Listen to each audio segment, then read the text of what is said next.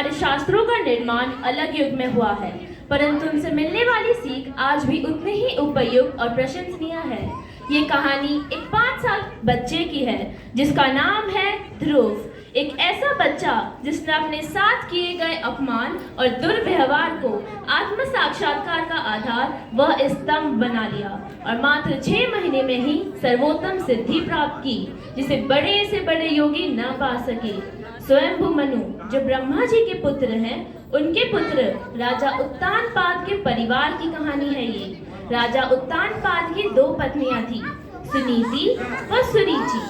सुनीति से उन्हें ध्रुव जन्मे थे और सुरुचि से उत्तम।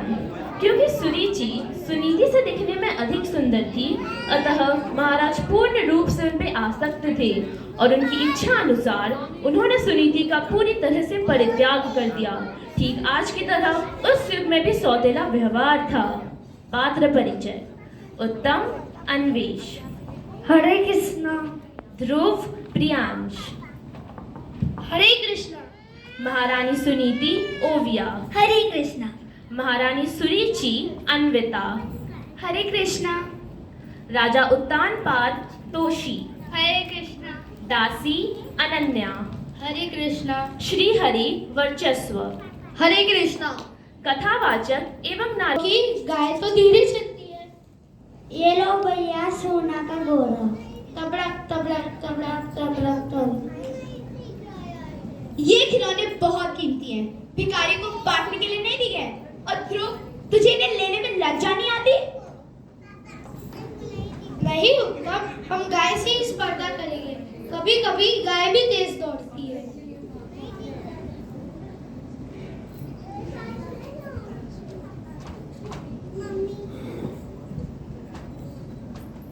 तुझे जरा भी लज्जा नहीं है। तुझे जरा भी लज्जा नहीं है। पराई व्यक्ति व पराई वस्तु पर अधिकार जमाता है। तेरी माँ तो वैसे बहुत आदर्श की बात करती है, नैतिकता और ज्ञान बांटती फिरती है।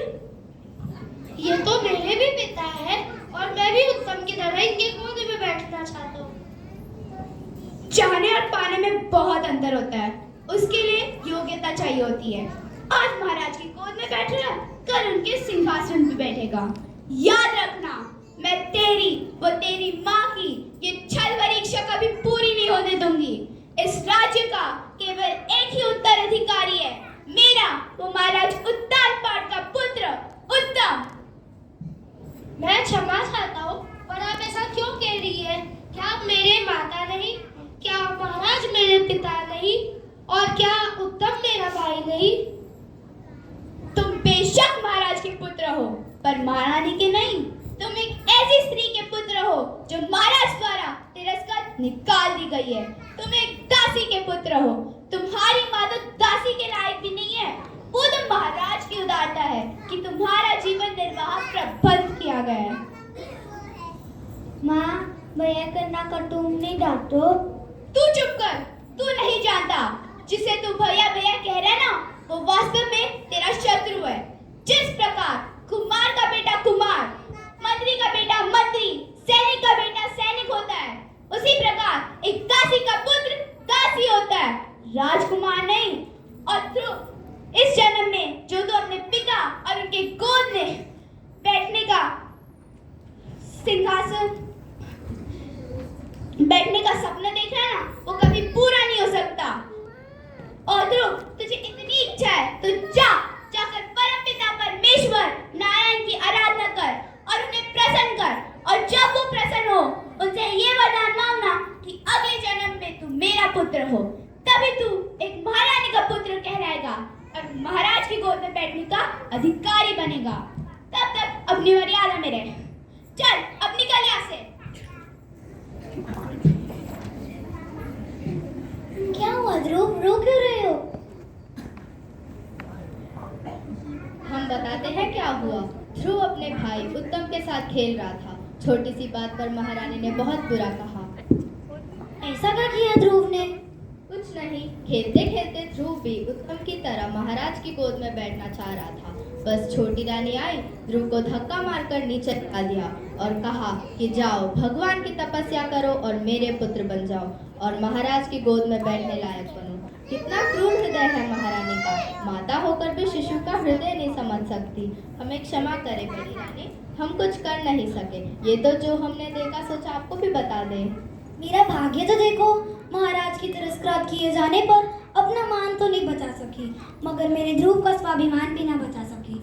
मत रो बेटा, मैं जानती हूँ इस समय तेरे हृदय में प्रतिशोध की ज्वाला भड़क रही होगी और तू सर्प की भांति खाए हुए झेल नहीं पा रहा। पर बेटा एक बात कहूँ, तेरा कितना भी अपमान क्यों ना हो, तू किसी के लिए अशुभ मत सोच, क्योंकि अशुभ का कामना करना एक ऐसा चक्र होता है, वो बुनता तो दूसरों के लिए मगर स्वयं ही रेशम के कीड़े की तरफ फंसकर मर जाता है। माँ की बातें तो तीर के समान थी, पर पिताजी वो तो कुछ नहीं बोले। माँ बहुत पीड़ा दी है। मत रो बेटा, आज तो हम दुखी लोगों के लिए संपत्ति। इस तरह 5 साल का ध्रुव जंगल में तपस्या करने निकल पड़ा। जय श्री हरि, जय श्री हरि, जय श्री हरि, जय श्री। प्रणाम नारद मुनि।